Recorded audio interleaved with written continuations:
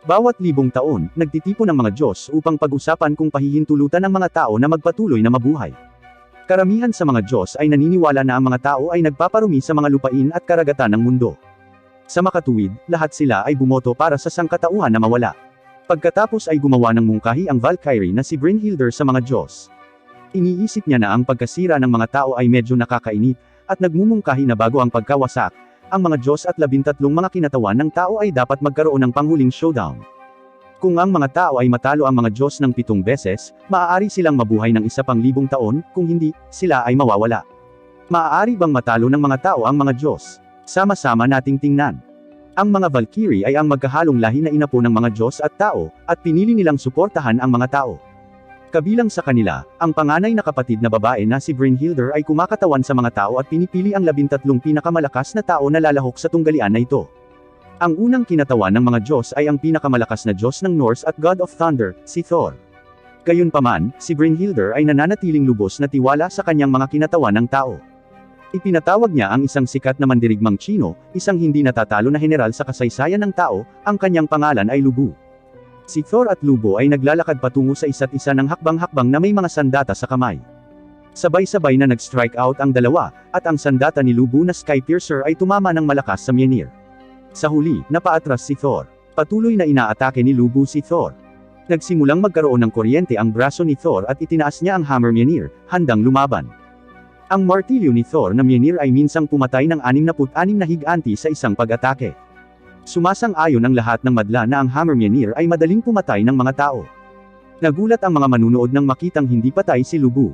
Hindi lang niya hinaharangan ang hammer Mjolnir, ngunit nag-iiwan din siya ng malalim na peklat sa katawan ni Thor. Ito ang lakas ng pinakamahusay na mandirigma ng sangkatauhan. Ayon sa alamat, ipinanganak si Lubu sa Mongolia at nagawa niyang talunin ang mga oso gamit ang kanyang mga kamay, na patuloy na hinahamon ang mas malalakas na kalaban mula sa murang edad. Habang dumarami ang natalo ni Lubu sa mga kalaban, siya ang naging pinakamalakas na manlalaban sa China. Nang makita ni Lubu ang kanyang sarili na pinakamalakas, nagsimula siyang mawalan ng pag-asa sa buhay. Pakiramdam niya ay masyadong boring ang buhay dahil hindi siya magagapi. Sa huli, pinili niyang sumuko sa isang kaaway na mas mahina kaysa sa kanyang sarili, na tinapos ang kanyang buhay. Hanggang ngayon, sa wakas ay nakahanap na siya ng isang kalaban na nakaka-challenge na labanan. Habang nanunood ng laban ni Lubu at Thor, biglang nakaramdam ng kakaiba si Zeus. Ang mga sandata ng tao ay dapat na masira sa sandaling ito ay hinawakan ng artifact, ngunit ang sandata ni Lubu ay hindi nagpapakita ng mga palatandaan ng pinsala. Lumalabas na isinaalang-alang ito ni Brynhildr bago magsimula ang laro.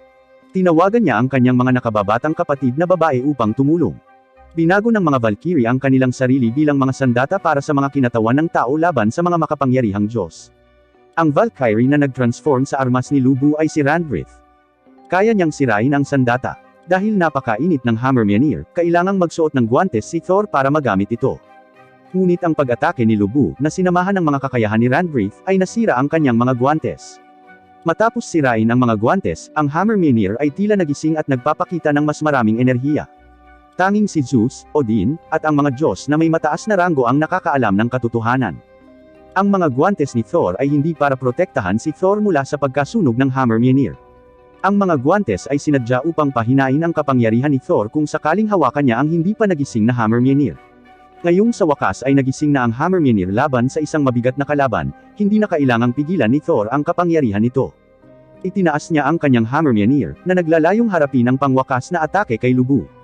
Inihagis niya ang hammer Mjolnir kay Lubu. Iniiwasan ito ni Lubu at naghandang lumaban. Ngunit ang hammer Mjolnir ay lumilipad patungo kay Lubu tulad ng isang boomerang. Kailangang ihinto ni Lubu ang pag-atake pabalik at muling iwasan ang hammer Mjolnir. Ang tunay na layunin ni Thor sa paghahagis ng hammer Mjolnir ay hindi pumatay. Nais niyang paigtingin ang lakas ng pag-atake sa pamamagitan ng pagsasamantala sa bilis at pagkawalang galaw ng hammer Mjolnir. Kaagad pagkatapos ihampas ni Thor ang Mjolnir kay Lubu, isang malaking pagsabog ang nangyari. Natigilan ang lahat ng mga Diyos, at inisip nilang lahat na si Lubu ay dapat na walang paraan upang mabuhay. Ngunit hinaranggan ni Lubu ang pag-atake ni Thor. Gayunpaman, ang mga binti ni Lubu ay nabali mula sa buong lakas ng pag-atake ni Thor, dahil ang katawan ng tao ay hindi makakayanan ang gayong malakas na puwersa. Sa sandaling ito, ang mga tao ay tila nawalan ng pag-asa, at kahit na si Lubu ay iniisip na ang kanyang oras ng kamatayan ay dumating na. Biglang lumitaw ang kabayo ni Lubu, si Red Hair, sa larangan ng digmaan. Hindi makakalaban si Lubo dahil sa pinsala sa binti, ngunit maaari siyang magpatuloy sa pakikipaglaban pagkatapos sumakay kay Red Hair. Sa sandaling ito, naalala ni Lubo noong siya ay bata pa, nakita niya ang isang malaking puno na nahati sa kalahati ng kidlat. Simula noon, naniniwala na siya na sa itaas ng langit, siguradong mayroong isang super strongman. Kaya pagkatapos na si Lubo ay naging pinakamalakas na mandirigma ng sangkatauhan, sinimulan niyang ihampas ang kanyang sandata patungo sa langit. Sa wakas, isang araw, hinati ng kanyang pag-atake ang mga ulap sa kalangitan.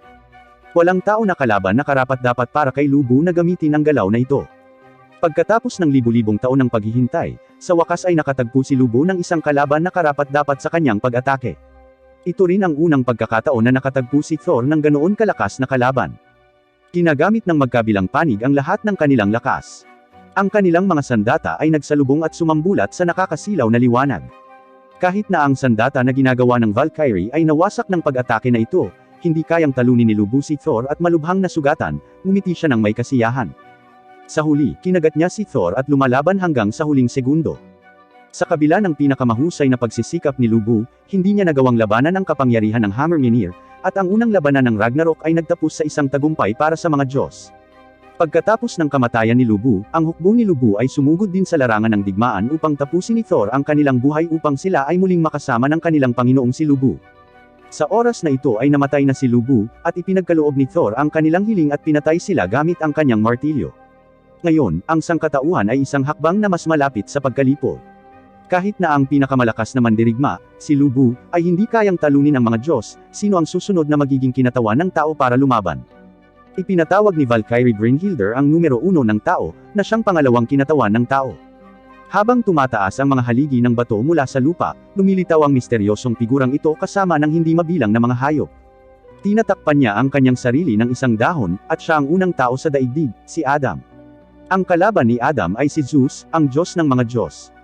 Walang nag-iisip na ang gayong makapangyarihang Diyos ay lalahok sa ikalawang round. Si Zeus ay lumilitaw na napakakahanga at ginagamit ang kapangyarihan ng mga Diyos upang palakasin ang kanyang pangangatawan. Agad siyang nagbago mula sa mahinang matanda tungo sa isang malakas na mandirigma. Bago magsimula ang round, nag-aalok si Regenleaf sa Valkyrie na magsilbing sandata ni Adam mismo. Laking gulat ng mga tao nang makita ang sandata ni Adam. Isa itong knuckle duster, at gustong gamitin ito ni Adam para talunin ang pinakamakapangyarihang Diyos sa universo.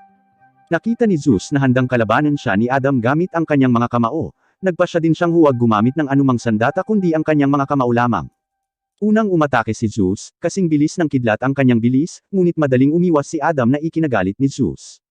Pagkatapos, pinalakas ni Zeus ang kanyang lakas at bilis. Pero kahit na ganoon, madaling naiwasan ni Adam ang lahat ng kanyang pag-atake. At nagawang lumaban ni Adam gamit ang parehong mga galaw ni Zeus. Ginagawa ito ni Adam sa pamamagitan ng paggamit ng kanyang natatanging kakayahan, ang mga mata ng Diyos. Nilikha ng mga Diyos si Adam bilang kanilang sariling perpektong salamin, kaya nagawang gayahin ni Adam ang mga aksyon na ginamit ng mga Diyos sa kanya. Si Zeus ay parang binubugbog ng sarili niyang anino. Galit na galit si Zeus, at ibinubuhos niya ang lahat ng kanyang lakas sa isang suntok, handang gamitin ang kanyang pinakamalakas na kasanayan. Sa mitolohiyang Griego, tinalo ng batang si Zeus ang kanyang ama.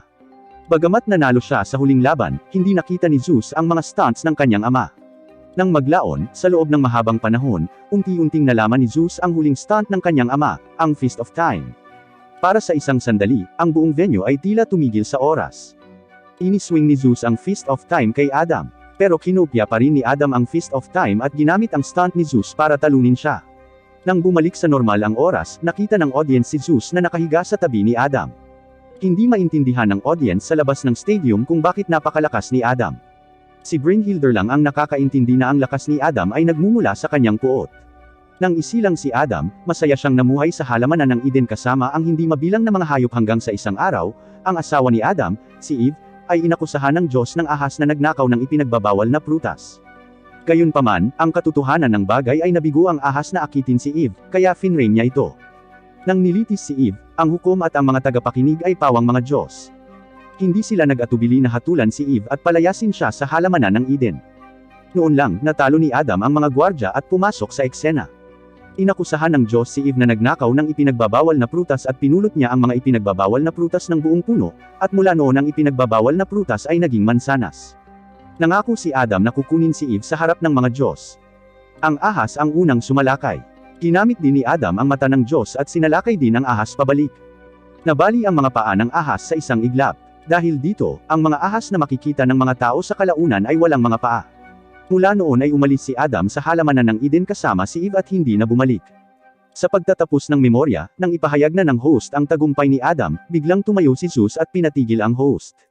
Alam ni Zeus na si Adam ay may galit sa Diyos. Tinanong ni Zeus si Adam kung bakit siya nakikipaglaban ng husto pagkatapos ng libu-libong taon na tila hindi na niya kinasusuklaman ang mga Diyos.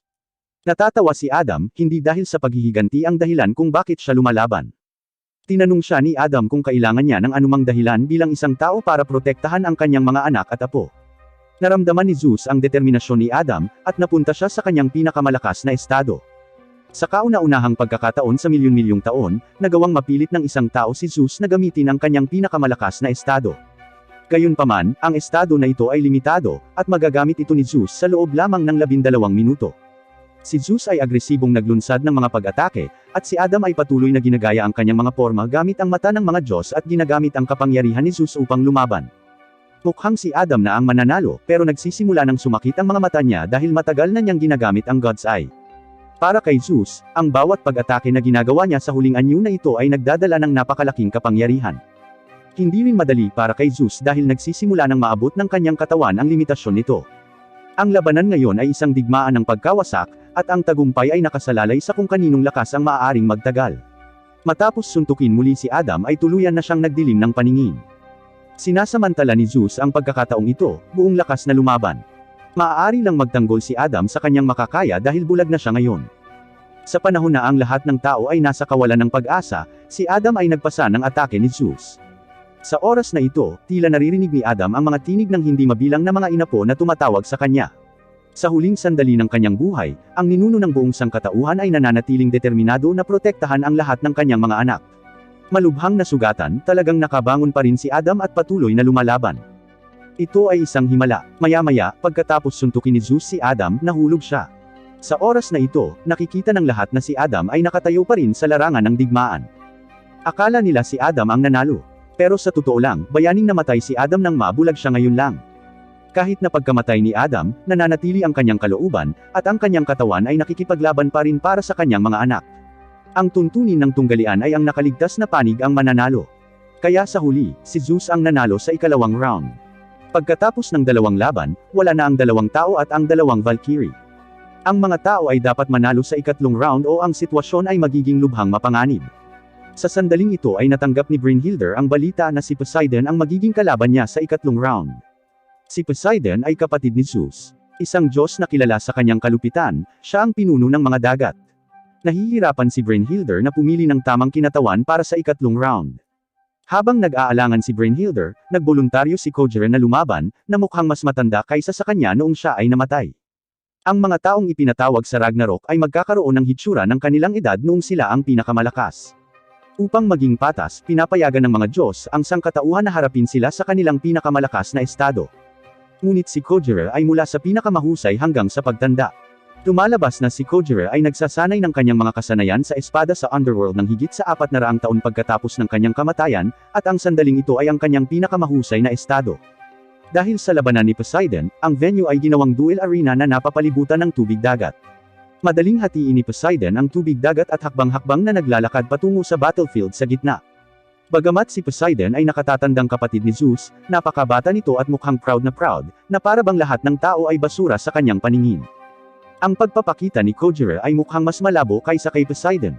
Itinulak niya ang isang maliit na bangka at dahan-daang lumapit sa larangan ng digmaan. Bilang pinakakilalang talunan sa kasaysayan ng Hapon, ang kanyang pagpapakita ay hinahamak ng marami.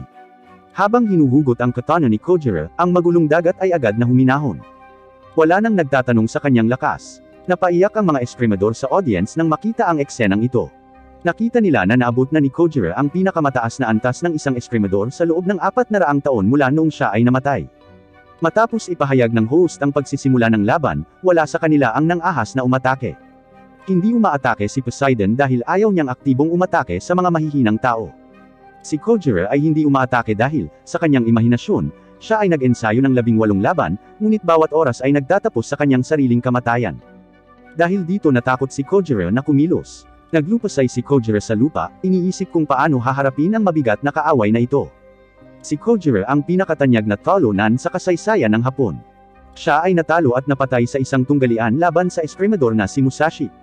Si Musashi ang naging pinakamalakas na eskrimador sa kanyang panahon, at naging tanyag si Kojiro sa pagkatalo na ito. Ang buhay ni Kojiro bago siya namatay ay isang kabiguan din. Sinasabing natalo siya halos lahat ng kanyang pakikipaglaban sa iba pang mga eskrimador, at hindi siya nanalo. Ngunit ang totoo ay si Kojiro ay talagang isang henyo sa swordsmanship. Ang pinakamainam niyang gawin ay gayahin ang proseso ng labanan sa kanyang isipan. Matapos matalo sa realidad, palagi siyang nag-i-imagine at tuluyang natatalo ang kanyang kalaban sa imahinasyon. Ngunit ang imahinasyon ni Kojiro ay hindi pantasya. Ang tagumpay na maaari niyang makamit sa pamamagitan ng pag-iisip ay ang tagumpay na maaaring makamit sa katotohanan. Patuloy na hinahamon ni Kojiro ang mga sikat na swordsman, at pagkatapos ng paulit-ulit na pagkatalo, nagsimulang magsanay muli si Kojiro hanggang sa magtagumpay siya sa kanyang imahinasyon. Dahil dito, halos may mga tala lamang ng mga kabiguan sa kanyang buhay, at namatay siya sa isang pagkabigo. Ngunit ang tunggalian na ito ay isang bagay ng kapalaran ng tao, at dapat talunin ni Kojiro ang kanyang kalaban sa katotohanan. Unang umatake si Kojiro, hinampas si Poseidon gamit ang kanyang katana. Madaling umiwas si Poseidon, ngunit ang pinakasikat na kasanayan ni Kojiro ay ang biglang pag-iba ng trajectory kapag umaatake, at ang kanyang katana ay kasing liksi ng isang lunok at muling humampas kay Poseidon. Kinupit ang buhok ni Poseidon. Galit na galit ang mapagmataas na Poseidon kaya naglunsad siya ng mga pag-atake, at patuloy na sinasaksak ng kanyang trident si Kojiro. Ngunit ang mga pag-atake ni Poseidon ay lumampas ng ilang beses. Iniiwasan ni Kojiro ang lahat ng pag-atake. Hindi yun dahil nakikita ng malinaw ni Kojiro ang kilos ni Poseidon. Si Kojiro ay dumaan na sa maraming laban kay Poseidon sa kanyang imahinasyon, kaya nagagawa niyang mahulaan ang mga galaw ni Poseidon. Binilisan ni Poseidon ang pag-atake. Ang bilis niya ay lampas sa imahinasyon ni Kojiro. Si Kojiro ay sinaksak ng isang trident. Tumalon sa ere si Poseidon at gustong tapusin ang laban. Patuloy na sinasaksak ng kanyang trident si Kojiro. Ngunit sa pagkakataong ito ay maiiwasan ni Kojiro ang mga pag-ataking ito, at ang kanyang imahinasyon ay lumampas sa mga limitasyon ng mga tao. Biglang nagkusa si Kojiro na lumaban. Binaliktad ni Kojiro ang kanyang katana matapos itong mabilis na ihampas. Ngunit wala itong epekto sa harap ng napakalaking bilis at lakas ni Poseidon. Pinutol ni Poseidon ang katana sa kalahati, at si Kojiro ay halos mawala ng pag-asa na manalo. Sa puntong ito, naalala ni Kojiro ang tunggalian kay Musashi.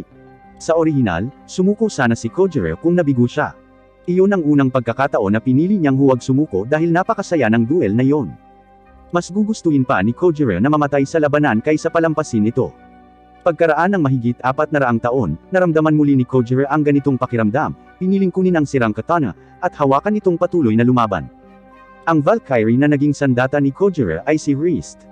Siya ay hinawakan ni Kojiro at biglang kumikinang at nagbago sa dalawang katana, isang mahaba at isang maikli. Sa pagkakataong ito, umatake si Kojiro sa pamamagitan ng paggamit ng swordsmanship ni Musashi. Sa pamamagitan ng dalawang armas, ang mga depensa ni Kojiro ay napabuti ng husto, at nagagawa niyang sugpuin ang mga pag-atake ni Poseidon ng sunod-sunod. Nakita ni Musashi na ito ang resulta ng patuloy na haka-haka na pakikipaglaban ni Kojiro laban sa kanya pagkatapos ng kanyang kamatayan. Bilang resulta, nagawang ganap na ginagaya ni Kojiro ang swordsmanship ni Musashi. Hindi lang iyon, kasama rin sa mga pag-atake ni Kojiro ang pagiging eskrimador ng lahat ng mga eskrimador na nakalaban niya. Ang mga pamamaraan na ito ay nag-iiwan ng hindi mabilang na mga peklat sa katawan ni Poseidon. Nagalit si Poseidon dahil sa kanyang mga sugat. Bigla niyang sinaksak si Kojiro ng 2 beses gamit ang trident. Bagamat hindi nagbago ang paraan ng pag-atake ni Poseidon pagkatapos niyang gamitin ang pinakamabilis na bilis, at nahuhulaan ni Kojiro ang direksyon ng pag-atake. Ang bilis ng pag-atake ay masyadong mabilis para makaiwas. Ngunit ang pinakamahusay na ginagawa ni Kojiro ay lumalakas pagkatapos ng kabiguan. Lalong lumakas ang predictive power ni Kojiro. Ngayon ay maaari na niyang hulaan ang lahat ng pag-atake ni Poseidon sa 1 segundo at makahanap ng pagkakataon na makalapit kay Poseidon. Ang huling atake ni Kojiro, na pinagsama ang mga birtud ng iba pang mga swordsman, sa kalaunan ay nagtagumpay sa pagpatay kay Poseidon. Sa unang pagkakataon, pinatay ng mga tao ang mga Diyos sa Ragnarok at nanalo sa tunggalian. Habang ang mga tao ay nagsasaya, ang mga Diyos ay tumahimik, at sila ay nagsimulang maging seryoso. Nang maglaon, sa tea party ng mga Diyos, kailangang aminin ni Zeus na ang mga tao ay talagang napakalakas, at ang mga Diyos ay dapat na may parehong determinasyon tulad ng mga tao upang manalo. Sa ika-4 na labanan, si Jack the Ripper ay kumakatawan sa sangkatauhan, habang si Heracles ay kumakatawan sa mga Diyos. Sa sandaling magsimula ang labanan, tumakas si Jack the Ripper. Ang duwag na ugali na ito ay hinahamak ni Heracles. Naabutan niya si Jack para lang maglabas ng bitag na inilagay ni Jack. Nakatanggap si Heracles ng maraming atake ng punyal. Gayunpaman, si Heracles ay hindi maaaring saktan ng mga punyal na ito dahil ang mga sandata ng tao ay walang kapangyarihan laban sa mga Diyos. Para saktan si Heracles, dapat gamitin ni Jack ang sandata kung saan ginawang pagbabago ng Valkyrie. Isang malaking gunting na akma sa katauhan ni Jack ang nagsisilbing sandata niya. Pagkatapos ay inatake ni Heracles si Jack at nabali ang kanyang malaking gunting. Kailangang saksakin siya ni Jack gamit ang kanyang punyal. Tumanggi pa rin sa pag-iwas, si Heracles ay sinaksak ng punyal sa pagkakataong ito. Si Jack the Ripper ay pinili ni Brynhildr bilang isang kandidato ng tao dahil siya ay tuso. Ang sandata na ginawang pagbabago ni Valkyrie ay ipinakita kay Heracles bilang bulsa ni Jack, hindi isang pares ng higanteng gunting. Anumang sandata na ilalabas ni Jack sa kanyang bulsa ay maaaring makasakit kay Heracles. Ngunit hindi ito nangangahulugan na maaari niyang talunin si Heracles kahit na ang mga sandata na ito ay makakasakit sa kanya. Pinatumba ni Heracles si Jack gamit ang kanyang sandata sa isang galaw. Matapos ilunsad sa himpapawid, si Jack ay lumilitaw na nasisiyahan at hindi nababahala, na nagbabalak na talunin ang mabigat na Heracles. Ang Griyegong Diyos ng labanan, si Ares, ay nag-iisip na si Heracles ay tiyak na magtatagumpay. Ang batang Heracles ng sinaunang Greece ay isang payat na batang lalaki. Siya ay kulang sa kapangyarihan ng Diyos sa sandaling ito, ngunit siya ay nagtataglay ng isang malakas na pakiramdam ng katarungan. Walang alinlangan na ititigil niya ang anumang hindi patas kapag nakita niya itong nangyayari. Si Heracles ay matapang, ngunit siya ay masyadong mahina at madalas na masaktan. Nang maglaon, inutusan siyang humigop ng makalangit na alak na gawa sa dugo ni Zeus sa templo. Ayon sa alamat, ang mga taong umiinom ng banal na alak ay maaaring magkaroon ng akses sa mga kapangyarihan ng mga Diyos o, kung hindi sila tunay na mga bayani, sila ay haharap sa kamatayan. Pinigilan siya ng mga kaibigan ni Heracles na ipagsapalaran ang kanyang buhay dahil ayaw nilang mamatay siya. Lumaki si Heracles bilang isang malakas na binata. Ang mga Diyos ay tinatalakay ang kapalaran ng sangkatauhan sa Valhalla sa panahong ito. Nagpa siya ang mga Diyos na pangalagaan ang sangkatauhan sa pagtitipon na iyon. Ngunit, dahil ang mga tao ay nagkasala ng maraming krimen, nagpa siya ang mga Diyos na parusahan sila. Bilang resulta, ipinadala ni Ares, ang Diyos ng digmaan, ang kanyang hukbo sa Earth na may layuning parusahan ang isang lungsod. Naninirahan si Heracles sa lungsod na ito. Bukod kay Heracles, na nagtatangkang itaboy ang hukbo ni Ares, ang lahat sa lungsod ay nawasak at may tiyagang naghihintay na mamatay.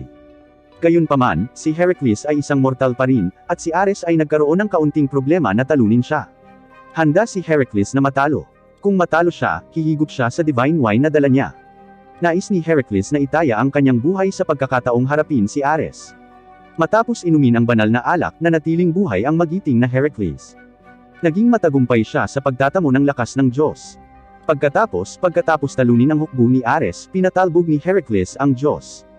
Biglang pumagitna si Zeus para putulin ang kanilang paglalaban.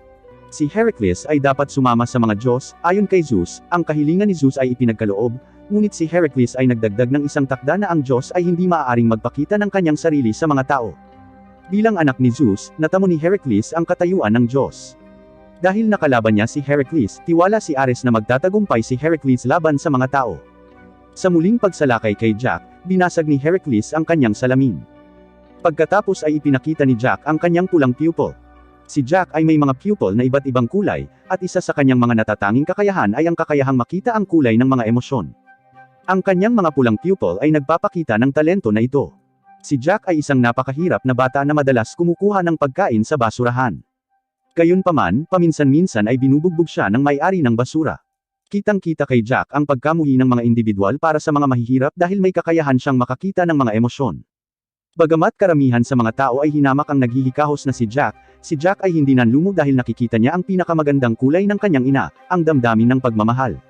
Ang kanyang ina ang pinaka-nakamamanghang babae sa mundo para kay Jack. Ngunit nagbago ang lahat sa araw na ito.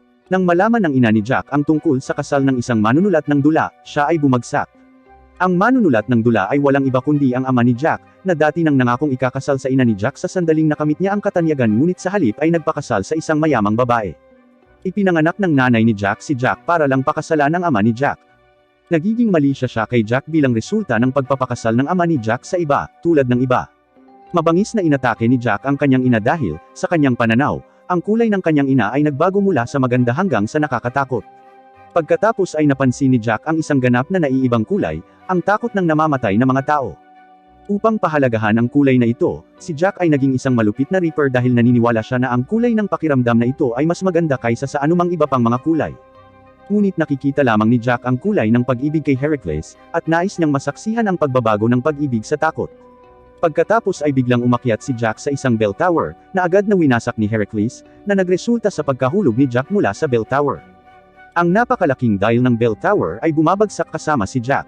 Nagmamadaling lumabas si Heracles upang harangan ang dial, ngunit naputol ang kanyang kamay bago pa niya magawa. Ang lahat ng mga Diyos ay namangha dahil karaniwan ay si Heracles ay hindi maaaring masaktan ng mga bagay ng tao. Si Loki lang, na kasing tuso ni Jack, ang makaka-anticipate ng katotohanan. Panakit lang pala ang bulsa ni Jack, at ang guwantes pala ni Jack ang sandata na ginawa ng Valkyrie. May kapangyarihan si Jack na gawing sandata ang anumang mahawakan niya na makakasakit sa Diyos. Si Heracles ay hindi nagpapakita ng takot kahit na mawalan siya ng kamay. Binihisan niya ang kanyang mga sugat at handang lumaban muli. Si Heracles ay mayroon pa ring kulay ng pag-ibig, gaya ng natuklasan ni Jack. Si Jack ay ipinaalam ni Heracles na sa kabila ng kanyang pagbabagong anyo sa isang Diyos, mahal pa rin niya ang mga tao. Pagkatapos ay gumamit si Heracles ng mas makapangyarihang mga diskarte. Bilang kapalit ng napakalaking lakas, ginagamit niya ang kanyang puwersa sa buhay. Dapat mabilis na talunin ni Heracles si Jack kung hindi ay mamamatay muna siya dahil sa kasanayang ito. Sa pagsisikap na pigilan si Heracles hanggang sa tuluyang maubos ang kanyang puwersa sa buhay, nagsimulang tumakas si Jack. Ngunit habang bumibilis si Heracles, naabutan niya si Jack at sinaktan siya ng husto. Pagkatapos ay pinutol ni Jack ang isang gusali at ginawa itong sumisid sa direksyon ni Heracles. Ngunit iniiwasan ni Heracles ang kamatayan sa pamamagitan ng pagkadurog. Kinuha ni Jack ang isang stick at isang tabla dahil sa desperasyon at ginamit ang mga ito bilang mga espada at kalasag. Si Jack ay nakikibahagi sa hand-to-hand na pakikipaglaban kay Heracles sa halip na tumakas. Lumilitaw na nanalo si Heracles sa labanan pagkatapos na diretsyong sirain ang mga patpat at tabla. Naniniwala ang lahat ng nakasaksi sa labanang ito. Nawasak, kinuha ni Jack ang isang kasangkapang bakal at sinaksak ito kay Heracles. Mukhang ito na ang huling pag-atake ni Jack. Gayunpaman, pinalihis ni Heracles ang atake at naghanda upang hadlangan si Jack. Sa pagkakataong ito, biglang sinaksak ni Jack si Heracles sa dibdib gamit ang dalawang kamay. Lumalabas na may dugo si Jack sa kanyang guwantes, na magagamit niya bilang sandata para saktan si Heracles. May pagkakataon pa rin si Heracles na patayin muna si Jack, ngunit sa halip, niyakap niya si Jack at nangako na laging mamahalin ang sangkatauhan. Hindi napansin ni Jack ang bahid ng takot ni Heracles hanggang sa huling segundo. Ang nakikita lang niya ay ang kulay ng pag-ibig. Nanalo si Jack sa laban, ngunit walang saya sa kanyang puso. Sa sandaling ito, ganap na natamaan si Jack ng pagmamahal ni Heracles sa mga tao, at nagsimula siyang magmuni-muni sa kanyang nakaraang pag-uugali. Sa kabilang banda, si Heracles ang tunay na nagwagi. Kinakatawan niya ang mabuting kalooban ng tao at sa huli ay nagtagumpay laban sa masamang hangarin ng tao. Galit na galit ang mga Diyos pagkatapos ng labanang ito. Hindi pa nila naisip ang isang pangyayari kung saan tunay na nakamit ng sangkatauhan ang dalawang panalo. Gayon din, labis na iniintriga ni Buddha si Loki. Katulad ng isa sa mga kakayahan ni Buddha, ang Valkyrie ay maaaring maging artifact at makipaglaban sa tabi ng mga tao. Ang mga kapalaran ng dalawang tao ay maaaring pagsamahin gamit ang diskarteng ito upang lumikha ng hindi kapani-paniwalang malakas na mga kapangyarihan. Iniisip ni Loki na may pabor si Buddha sa Valkyrie. Ang Seven Lucky Gods, isang grupo ng mga Japanese gods, ay dumating sa mga oras na ito at nilalayo na gambling din si Buddha. Si Buddha ay hindi nabigla at nagpasyang lumaban kay Loki at sa Seven Lucky Gods ng mag-isa. Nang mapansin ng mga manlalarong tao si Buddha na inaatake, nagmamadali silang mag-alok ng tulong. Sa huli, hindi nagsimula ang labanan. Biglang lumabas sina Odin at Zeus para pigilan sila. Hindi nang ahas na suwayan ang hiling ng dalawang Diyos na monarch, agad na umalis si Loki at ang Seven Lucky Gods. Si Buddha ay binalaan ni Zeus na huminto sa pagtulong sa iba. Si Buddha, gayunpaman, ay walang takot sa God King, tinitingnan ang mga pahayag ni Zeus bilang isang biro, at walang intensyon na baguhin ang anuman. Magsisimula na ang ikalimang labanan sa pagitan ng mga Diyos at sangkatauhan. Pagdating ng oras upang alertuhan ang mga kalahok ng tao, handa na si Brynhilder. Hindi niya inaasahan na ang katunggali ay kasalukuyang nakikipag-hook up sa isang bilang ng mga Diyosa. Ang mga Diyosa ay agad na itinaboy ni Brynhilder, na pagkatapos ay ginising ang taong katunggali. Ang pinakamalakas na sumo wrestler sa kasaysayan ng Hapon, si Raiden, ay nakakuha ng atensyon ng hindi mabilang na mga Diyosa. Naniniwala si Raiden na nahulog si Brynhilder sa kanya at hiniling na makasiping siya kaagad. Si Thrud, isang mas makapangyarihang Valkyrie, ay itinalaga bilang kapareha ni Raiden nang mabilis nang tinanggihan ni Brynhilder si Raiden. Naniniwala si Thrud na hindi siya magugustuhan ni Raiden dahil hindi siya mukhang babae at masyadong matangkad at makapangyarihan. Ngunit ang makapangyarihang Thrud ay agad na nakakuha ng puso ni Raiden. Naranasan ni Thrud ang pagsamba sa lalaki sa unang pagkakataon at na-inlove kaagad kay Raiden. Magsisimula na ang ikalimang labanan pagkatapos nito. Sa pagkakataong ito, ang labanan ay magaganap sa isang natatanging setting, ang arena ng sumo. Si Shiva, ang pinakamakapangyarihang Diyos sa mitolohiya ng India, ang magiging kalaban ni Raiden. Bilang bahagi ng tradisyon ng sumo tournament, nagsasabog si Raiden ng kaunting asin sa arena bago magsimula ang bawat laban. Matindi ang laban ni Shiva at Raiden. Sa simula ay hinamak ni Shiva si Raiden dahil naniniwala siyang madali siyang mananalo. Bigla siyang tinulak ni Raiden gamit ang sipa. Naging seryoso si Shiva nang maramdaman ni Shiva ang kanyang lakas. Pagkatapos ay patuloy na inatake ni Raiden si Shiva ng paulit-ulit. Si Shiva ay hindi agad natalo gaya ng inaasahan ni Raiden. Sa halip, lumalaban si Shiva. Pagkatapos ng maikling laban, kinikilala ni Raiden at Shiva kung gaano ka-challenging ang isa. Sa unang pagkakataon, gagamitin ni Raiden ang lahat ng kanyang lakas sa labanang ito. Bumalik sa ika-18 siglo sa Japan, ang kawalan ng kakayahan ng kanilang anak na lalaki, si Raiden, na tumayo sa edad na 3 ay nagbigay diin sa isang mag-asawa sa Japan noong ika-18 siglo, dahil ang mga sanggol ay karaniwang nakakatayo sa oras na sila ay 1 taong gulang. Noong una, inakala nila na maaaring may kapansanan si Raiden. Ngunit, pagkaraan ng ilang sandali, biglang tumayo si Raiden, ngunit pagkatapos ay nabali ang buong katawan. Gayunpaman, ang bali ni Raiden ay hindi sanhi ng kanyang mga buto na labis na marupok. Dahil sa sobrang lakas ng muscles ni Raiden, diretsyong nadurog ang mga buto nito. Ngunit habang siya ay tumatanda, si Raiden ay unti-unting nakatuklas ng mga pamamaraan upang mabawasan ang lakas ng kalamnan. Ito ay kung paano pinipigilan ni Raiden ang kanyang lakas ng kalamnan sa buong buhay niya hanggang si Thrud ay naging mga bagong buto para kay Raiden ngayon. Ang tulong ni Thrud ay nagpapahintulot kay Raiden na sa wakas ay mailabas ang buong lakas ng kanyang mga kalamnan. Si Shiva ay muling napahinto sa buong pag-atake ni Raiden. Si Shiva, ang pinakamakapangyarihang Diyos sa India, ay hindi madaling matalo syempre. Nagsisimula siyang lumaban kaagad, nasugatan si Raiden. Si Shiva ay nabalian ng isang kamay ni Raiden. Si Shiva ay nakaranas ng matinding pananakit, ngunit sa halip na maalarma, lalo siyang nasasabik. Muli namang lumaban si Shiva laban kay Raiden, na ang kanilang mga ulo ay nagkakasagupaan at pareho silang dumudugo ng husto. Ipinaalala kay Shiva ang karanasang iyon mula sa libu-libong taon na ang nakalilipas sa pamamagitan ng sabik ng isang marahas na labanan. Sa India noong panahong iyon, mayroong hindi mabilang na mga Diyos. Si Shiva at ang kanyang pinakamatalik na kasamang si Rudra ay hindi kilalang mga Diyos noong panahong iyon. Nasiyahan sila sa pagsasayaw at pakikipaglaban, at halos araw-araw silang nakikipaglaban sa Diyos. Handa si Shiva na tulungan si Rudra na makamit ang kanyang layunin na maging pinakamakapangyarihang Diyos sa buong India. Nakaipon sila ng paraming pagsamba sa mga Diyos sa pamamagitan ng paglupag sa higit pang mga Diyos. Nakaposisyon sila sa pinakamataas na bundok ng India nang talunin nila ang lahat ng mga Diyos. Ngunit, dahil dapat mayroon lamang isang Diyos na pinakamalakas, si Shiva at Rudra ay sasabak sa labanan. Kinailangan ni Rudra na labanan si Shiva upang maisakatuparan ang kanyang mga layunin. Naglaban sila ng napakahabang panahon, at ang kanilang pawis ay lumikha pa ng isang bagyo. Sa huli, si Shiva ang nangibabaw, ngunit hindi pa handa si Rudra na sumuko. Sumuko si Shiva sa pakikipaglaban dahil natakot siya na baka mapahamak si Rudra kung magpapatuloy siya. Si Rudra, gayunpaman, ay batid na si Shiva ay talagang nanalo. Sa makatuwid, tumanggi siyang tanggapin ang konsesyon ni Shiva at idineklara na si Shiva ang pinakamakapangyarihang Diyos. Mula noon, nanindigan si Shiva para sa lahat ng mga Diyos ng Hindu bilang sagisag ng kanilang kamahalan. Ang lahat ng mga Diyos na Hindu ay nagmamasid sa labanang ito. Alam ni Shiva ang kanilang suporta, kaya hindi niya kayang magpatalo. Pagkatapos ay agad na isinagawa ni Shiva ang maneuver na dati niyang ginamit upang talunin ang ibang mga Diyos. Nagsimula siyang sumayaw at umatake kay Raiden. Iniiwasan ng sayaw ni Shiva ang mga pagtatangka ni Raiden na lumaban. Si Shiva ay hindi lamang sumasayaw, ngunit habang ginagawa niya ito, ang bilis ng kanyang strike ay tumataas din.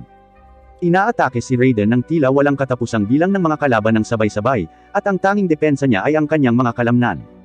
Lumipad sa himpapawid si Shiva at malakas na sinaktan si Raiden, tinutusok ang kanyang laman. Naniniwala ang lahat na matatalo si Raiden, ngunit alam ni Raiden ang iba pa niyang diskarte. Natawa naman si Raiden. Nang masaksihan ng iba pang sumo wrestler ang eksenang ito, napagtanto nila na malapit nang magseryoso si Raiden. Bagamat noong nakaraan ay napigilan ni Raiden ang kanyang maskuladong lakas, nagtataglay pa rin siya ng napakapangit na anyo. Lahat ng tao sa nayon ay tinatrato si Raiden na parang halimaw, sa kabila ng katotohanang madali niyang talunin ang pinakamalakas na lalaki doon. Nalungkot si Raiden dahil hindi niya maisip kung ano ang pinagkaiba niya sa iba. Ayon sa ina ni Raiden, ang napakalaking kapangyarihan ay nangangailangan ng napakalaking responsibilidad. Makakamit niya ang paggalang at pagmamahal hanggat magagamit niya ang kanyang lakas upang tulungan ang mahihina. Dahil dito, nagsimulang gamitin ni Raiden ang kanyang lakas para tulungan ang mga lokal, at sa paglipas ng panahon, naging mabuting tao siya. Ang mga kalapit na nayon ay halos ganap na nawasak sa araw na ito sa pamamagitan ng pagsabog ng bulkan, na nagdulot sa komunidad ni Raiden sa matinding kahirapan. Dahil sa kakulangan ng pagkain, maraming komunidad ang nangangailangan ng tulong. Pagkatapos ay umalis si Raiden sa bayan at lumipat sa pinakamalaking lungsod sa Japan noong panahong iyon upang ituloy ang karera bilang sumo wrestler.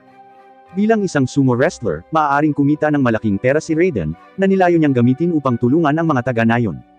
Sa nayon, si Raiden ay hindi kailanman nakalaban sa isang mabigat na kalaban. Siya ay nababalisa noong una siyang nakarating sa malaking metropolis na hindi niya sinasadyang saktan ang isa pang sumo wrestler. Mabilis na natalo si Raiden bilang resulta, at sa puntong ito napagtanto niyang kulang siya sa taktika. Tuwang-tuwa si Raiden na makasali sa sumo sa unang pagkakataon. Nakabisado ni Raiden ang bawat galaw ng sumo sa mga sumunod na araw. Walang nakatalo sa kanya noong nagsimula siyang lumaban sa opisyal na sumo tournament. Isang galaw lang ang kailangan ni Raiden para talunin ang kanyang kalaban sa bawat laban. Nagkaroon ng sapat na pera ang nayon matapos na mabilis na sumikat si Raiden. Ngunit habang nagpapatuloy ang laban, natuklasan niya na ang kanyang mga kalaban ay nagsimulang tretuhin muli siya na parang isang halimaw. Pinayuhan siya ng ina ni Raiden na tulungan ang mahihina sa halip na ibuli sila at gamitin ang kanyang lakas para sa kanilang kapakanan. Kaya naman hindi na muling ginamit ni Raiden ang kanyang pinakamagagandang galaw upang maiwasang masaktan ang mahihinang kalaban. Sa kanyang 285 sumo matches, 10 lang ang talo ni Raiden sa kanila. Ang 10 larong ito ay na-forfeit lahat ni Raiden dahil masyadong mahina ang kanyang mga kalaban. Hindi kailanman ginamit ni Raiden ang kanyang buong lakas sa alinman sa mga lahi na ito. Hanggang sa araw na ito, maaari nang gamitin ni Raiden ang lahat ng kanyang lakas sa labanan. Gamit ang isang palad, binasag ni Raiden ang 2 braso ni Shiva gamit ang kanyang pinakadakilang pamamaraan. Baka binawian na ng buhay si Shiva kung hindi niya ginamit ang kanyang braso para harangin ito sa oras. Gayunpaman, ang katawan ni Raiden ay magkakaroon din ng malaking pinsala mula sa paggalaw na ito, na may malubhang epekto. Si Shiva ay nasa kritikal na kondisyon, ngunit siya ay masigasig din. Dahil hindi pa siya nakaharap sa isang kalaban na magpapahintulot sa kanya na ilabas ang lahat ng kanyang lakas, kailangang mag-ingat si Shiva na huwag pumatay ng ibang mga Diyos kapag nilalabanan niya sila, ngunit sa pagkakataong ito ay iba, maaari na ngayong maranasan ni Shiva ang kahusayan ng isang ganap na labanan. Pagkatapos ay binalot ni Shiva si Raiden ng apoy, at habang ang bawat welga ay may potensyal na sunugin si Raiden, kailangan ding tiisin ni Shiva ang pagdurusa na masunog. Sina Shiva at Raiden ay gumagamit ng mga galaw na may matinding negatibong epekto, at dapat silang dalawa na makatagal sa isa pa sa pinakamababang haba ng panahon. Kung ikukumpara sa maliksi na si Shiva, ang mga galaw ni Raiden ay hindi maganda dahil sumusunod pa rin siya sa mga regulasyon ng sumo at ipinagbabawal ang paghawak sa lupa gamit ang kanyang mga kamay o tuhod. Bilang resulta, nakakaranas si Raiden ng mas malaking epekto. Ang huling pag-atake ay naging sanhi ng pagkabali ng mga braso ni Raiden. Alam ni Raiden ang kanyang pagkatalo. Gayunpaman, sa pagtatapos ng kanyang buhay, kontento siyang ngumiti dahil, sa unang pagkakataon, sumabak siya sa isang kapanapanabik na labanan ng buong lakas. Malaki ang paggalang ni Shiva kay Raiden, ngunit kailangan niyang patayin si Raiden para magwagi. Pagkatapos ay pinatay ni Shiva si Raiden upang manalo sa ika-5 tunggalian. Ang mga sumo wrestler na nanonood ng labanan ay nagpaalam kay Raiden ng may pinakamataas na etiketa. Nagtagumpay si Shiva, ngunit nawalan din siya ng 3 braso. Ang kinalabasan ay nakabigla sa bawat Diyos. Napilitan si Zeus na tanggapin pagkatapos ng laban na ito na ang mga tao ay mas makapangyarihan kaysa sa inaakala niya. Nagsimula siyang matakot na matalo ang mga Diyos, kaya hiniling niya na ang isang malakas na Diyos tulad ni Buddha ay makilahok sa paparating na paligsahan. Si Buddha ay hindi sumasang-ayon o tinatanggihan ito, ngunit lumilitaw na siya ay nagnanais na gumawa ng higit pa upang suportahan ang sangkatauhan. Si Buddha ay unang lumitaw bilang isang Diyos bago magsimula ang ika-6 na tunggalian. Ngunit, pagdating niya, agad niyang kinuha ang mikropono ng host at idineklara sa madla na makikipag-usap siya sa kanila sa ngalan ng sangkatauhan. Nagulat ang lahat ng mga Diyos, at si Brynhilder lang ang matagal nang nakakaalam ng sitwasyon. Bago magsimula ang tunggalian na ito, iminungkahi ni Buddha na ipaglaban ang sangkatauhan. Si Buddha ay isang mabait at makapangyarihang Diyos na napupuot sa ibang mga mapagmataas na Diyos at hindi sumusuporta sa desisyon ng mga Diyos na sirain ang sangkatauhan. Kaya agad na sumang-ayon si Brynhilder sa kahilingan ni Buddha na hayaan siyang lumaban sa ngalan ng sangkatauhan. Ang kompetisyon ay nagsasaad lamang na ang bawat panig ay magpapadala ng 13 kalahok upang lumahok, at ang pakikipaglaban ng Diyos sa ngalan ng sangkatauhan ay hindi ipinagbabawal. Kasabay ng katotohanan na si Buddha ay orihinal na tao bago siya naging Diyos, hindi siya laban sa mga patakaran. Sa tunggalian na ito, ipinadala ng mga Diyos ang 7 lucky gods upang lumaban. Ayon sa mga patakaran, hindi sila maaaring lumaban ng magkasama, at isa lamang sa kanila ang maaaring lumahok sa kompetisyon. Pero sa totoo lang, ang 7 lucky gods ay iisang Diyos. Kaya't nagsanib sila sa isa, na tinatawag na Zero Fuko. Sa orihinal, si Zero Fuko ay isang napakabait na Diyos. Mahal niya ang lahat ng may buhay sa mundo, lalo na ang mga tao. Noong panahong iyon, maraming tao ang nabuhay ng napakasakit. Nalungkot si Zero Fuko nang makita ito, kaya nagpasya siyang tiisin ang mga pagdurusa na ito para sa sangkatauhan. Hinigop niya ang lahat ng kasawian ng mga tao at pinahintulutan silang mamuhay ng walang sakit. Pero dahil din doon, naging sobrang miserable siya. Gayunpaman, naisip pa rin niya na kung ang mga tao ay maaaring maging masaya, hindi ito mahalaga. Nang makita niyang muli ang mga tao, nalaman niyang hindi sila nagiging masaya. Sa halip, sila ay nagmamalasakit lamang sa pagkakaroon ng kasiyahan, at lahat ay naging makasarili at masama. Noon lang, natuklasan ni Zero Fuko ang isa pang grupo ng mga tao na mukhang napakasaya. Sinundan nila ang isang lalaki na nagngangalang Buddha, at bagaman sila ay mukhang mahirap, lahat ay napakasaya. Hindi niya maintindihan kung bakit ito nangyayari, kaya tinanong niya si Buddha, na nagsabi sa kanya na ang kaligayahan ay hindi dapat ibigay sa sangkatauhan ng Diyos, ngunit dapat makuha ng sangkatauhan mismo. Sa sobrang kahihiyan ay nainggit si Zero Fuko kay Buddha at nagalit sa mga tao. Mayroon pa nga siyang ideya na pumatay ng mga tao, ngunit ang kanyang panloob na kabaitan ay naging dahilan upang iwanan niya ang ideya. Upang hindi makagawa ng mali, hinati ni Zero Fuko ang kanyang sarili sa 7 Diyos. Pinangangasiwaan nila ang isa't isa upang matiyak na hindi sila makapinsala sa mga tao. Sa muli nilang pagkikita ni Buddha, naging kalaban na si Buddha sa tunggalian.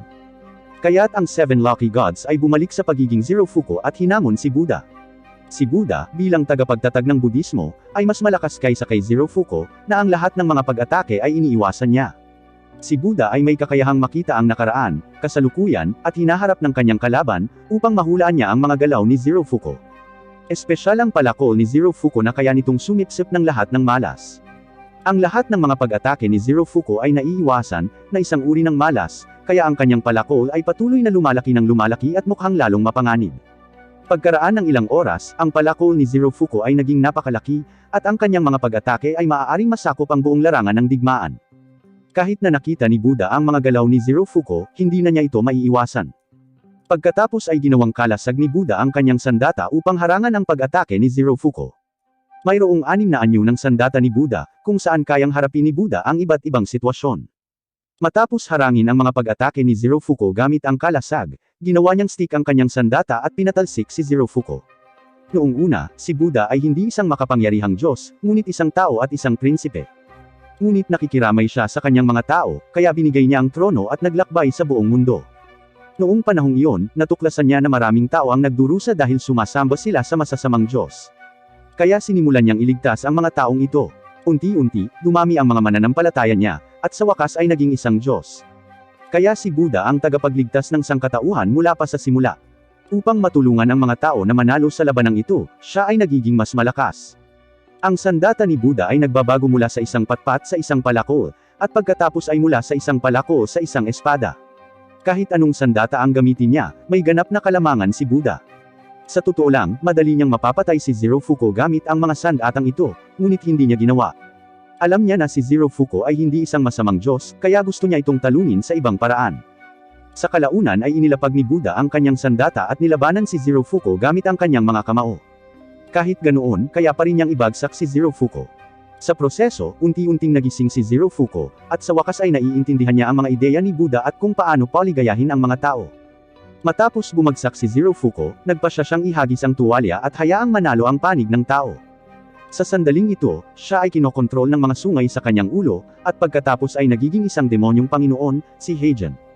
Si Heian ang pinaka-nakakatakot na demonyong Panginoon sa Underworld. Karamihan sa mga Diyos ay hindi nakakakilala kay Heian, at si Hades lamang ang nakarinig ng kanyang alamat. Ang mundo ay nahahati sa 3 bahagi, ito ay ang makalangit na kaharian kung saan naruroon ang mga Diyos, ang mundo ng tao kung saan matatagpuan ang mga tao, at ang Underworld kung saan naroon ang mga demonyo. Bagamat si Hades ang hari ng Underworld, narinig lang niya na may orihinal na pinakamalakas na demonyong Panginoon sa Underworld, na pinangalanang Hagen. Napakalakas ni Hagen na hindi niya kayang tiisin ang kanyang kapangyarihan gamit ang kanyang katawan, at sa huli, namatay si Hagen dahil sa pagkasira ng kanyang katawan. Ngayon si Zero Fuko ay naging Hagen, at si Buddha ay agad na nahulog sa isang mahirap na labanan. Maaari niyang hulaan ang mga galaw ng kanyang kalaban sa pamamagitan ng kanyang kaluluwa. Ngunit ang kaluluwa ni Hagen ay natatakpan ng kadiliman, at hindi mahuhulaan ni Buddha ang kanyang mga galaw.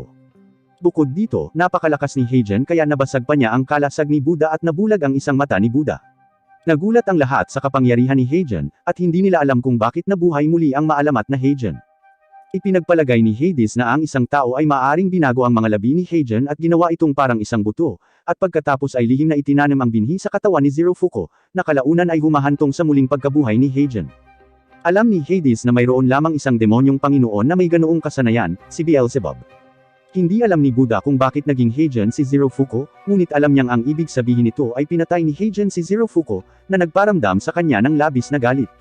Sa pagkakataong ito, ginawang side ni Buddha ang kanyang sandata, at sa wakas ay nagpasya siyang patayin ang kanyang kalaban. Sabay na umatake sina Hagen at Buddha, at pareho silang sugatan.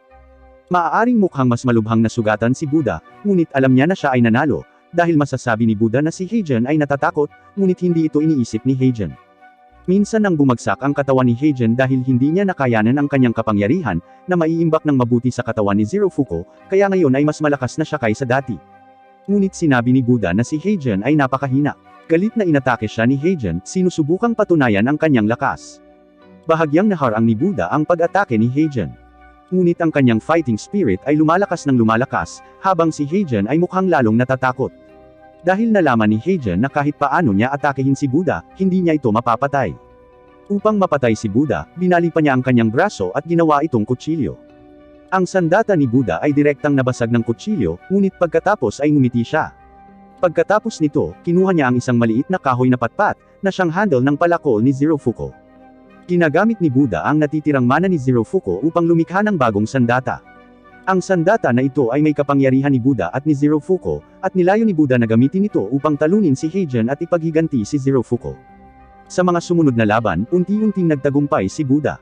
Gayunpaman, iniisip pa rin ng karamihan sa mga manunood sa labas ng arena na mananalo si Hagen, dahil sa kanyang matinding pinsala, hindi na makakayanan ni Buddha ang mga sumunod na pag-atake ni Hagen. Iilan lamang ang nakatuklas na hindi na kailangang palayasin ni Buddha ang mga pag-atake. Maiiwasan na niya ang mga pag-atake ni Hagen sa pamamagitan ng paghula sa kanyang mga galaw. Lumalabas na habang tumatagal ang labanan, si Hagen ay nagiging mas takot sa kabiguan. Dahil sa takot, hindi na natatakpan ng dilim ang kanyang kaluluwa. Sa kalaunan, iniwasan ni Buddha ang isang malakas na pag-atake mula kay Hagen at hinampas siya mula sa likuran. Pagkatapos ng tagumpay ni Buddha, ang mga kaluluwa ni Zero Fuko at ng 7 Lucky Gods ay lumitaw sa hangin, at sila ay naging mabait muli. Pagkatapos magpaalam kay Buddha, nawala sila. Ang pagkapanalo sa labanan ay napakasaya ni Buddha, habang ang pagkamatay ni Zero Fuko ay nagdadalamati kay Buddha, na parehong nakadarama ng saya at kalungkutan sa parehong oras. Matapos manalo si Buddha sa tunggalian na ito, ang sangkatauhan, tulad ng mga Diyos, ay nakamit ang 3 tagumpay. Magkakaroon pa ng 7 tunggalian pagkatapos, at sila ang magtatakda ng kapalaran ng sangkatauhan. Dito nagtatapos ang kwento. Kahanga-hanga ang 3 laban na ito, lalo na ang labanan nina Heracles at Jack the Ripper. Kinakatawan ni Heracles ang mabuting panig ng mga tao, habang kinakatawan ni Jack the Ripper ang masamang panig. Bagamat natalo si Heracles sa labanan sa huli, pinatunayan niya na ang kabutihan ng mga tao ay maaaring magtagumpay laban sa kasamaan.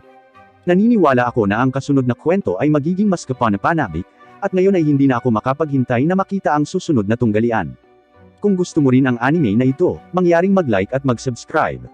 Kung gusto mong makita ang susunod na bahagi ng anime na ito, mangyaring magkomento ng next part sa comment area.